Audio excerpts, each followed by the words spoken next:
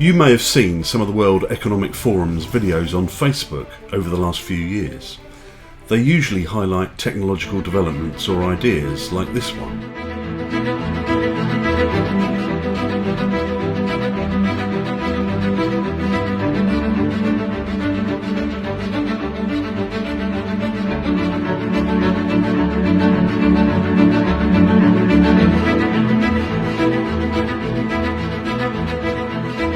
But who are the World Economic Forum? What's their connection to the United Nations? And what exactly are they trying to achieve?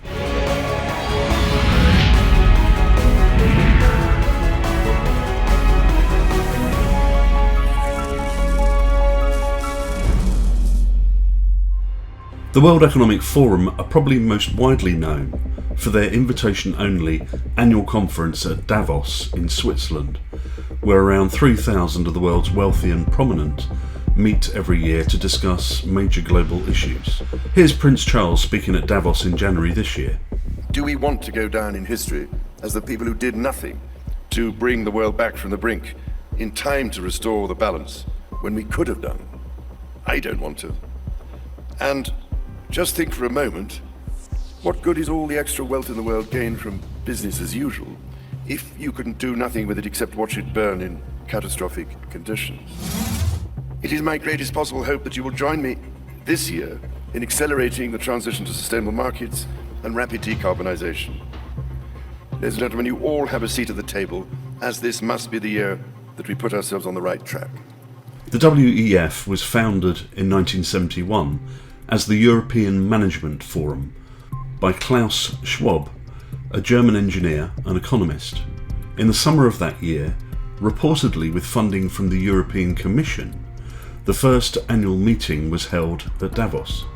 In 1987, it became the World Economic Forum and continued to grow in prominence, but not without controversy. In October 2004, its chief executive officer, Jose Maria Figueres, resigned over the undeclared receipt of $900,000 from a French telecoms firm. Here's Schwab speaking on the 3rd of June this year. It's obvious that we are in the midst of the most severe crisis the world has experienced since World War II. 75 years ago, countries and people came together to shape the post-war global order, which brought us decades of peace, increased global cooperation and prosperity to hundreds of millions of people around the world. The COVID-19 crisis has shown us that our old systems are not fit anymore for the 21st century. It has laid bare the fundamental lack of social cohesion, fairness, inclusion, and equality. Now is the historical moment, the time, not only to fight the severe virus, but to shape the system for the need for the post-corona era. We have a choice: to remain passive, which would lead to the amplification of many of the trends we see today: polarization, nationalism, racism, and ultimately increased social unrest and conflicts. But we have another choice. We can build a new social contract, particularly integrating the next generation. We can change our behavior to be in harmony with nature again. And we can make sure that the technologies of the fourth industrial revolution are best utilized to provide us with better lives. In short, we need a great reset. Nearly 50 years after founding the WEF, Schwab is still the executive chairman of a board whose number include Mark Carney, the ex-governor of the Bank of England, Lawrence Fink of BlackRock, the company that apparently pay ex-UK Chancellor of the Exchequer George Osborne £650,000 per year for working 1 day per week, climate politician Al Gore, and Christine Lagarde of the IMF. Schwab himself is reportedly a former member of the steering committee of the secretive Bilderberg Group, and according to an article in the New York Times in 2002, he claimed he was a board member of the Daily Mail's global media parent company. The World Economic Forum organisation consists of a hierarchy consisting of strategic partners, strategic partner associates, partners, associate partners, and so on. Around 1,000 of the world's largest organisations typically with turnovers in excess of $5 billion, are members. The WEF generates revenues in the hundreds of millions of dollars per year. It apparently charges its strategic partners an annual membership fee of over $600,000 per year, and its industry partners around half that amount. It has assets of well over $500 million. But what are they trying to achieve?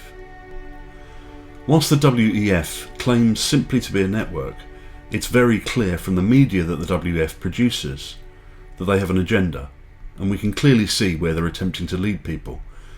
It's a green agenda, a globalist agenda, and it says that now is the time to, and I quote, press the reset button on capitalism.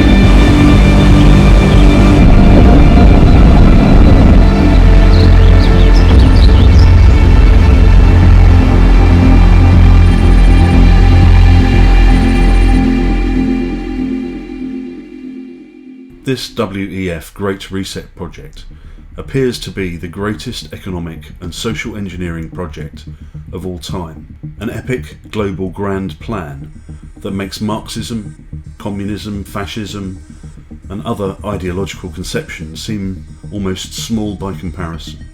In 2019, the WEF and the United Nations signed a strategic partnership framework to accelerate the implementation of the UN's 2030 Agenda for Sustainable Development, a plan that has been signed up to by every one of the national governments of the United Nations.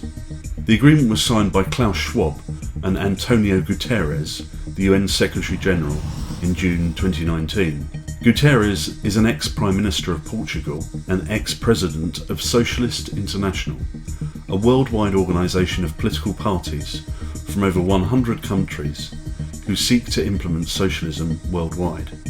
The COVID-19 pandemic appears to be the triggering event that makes it all possible.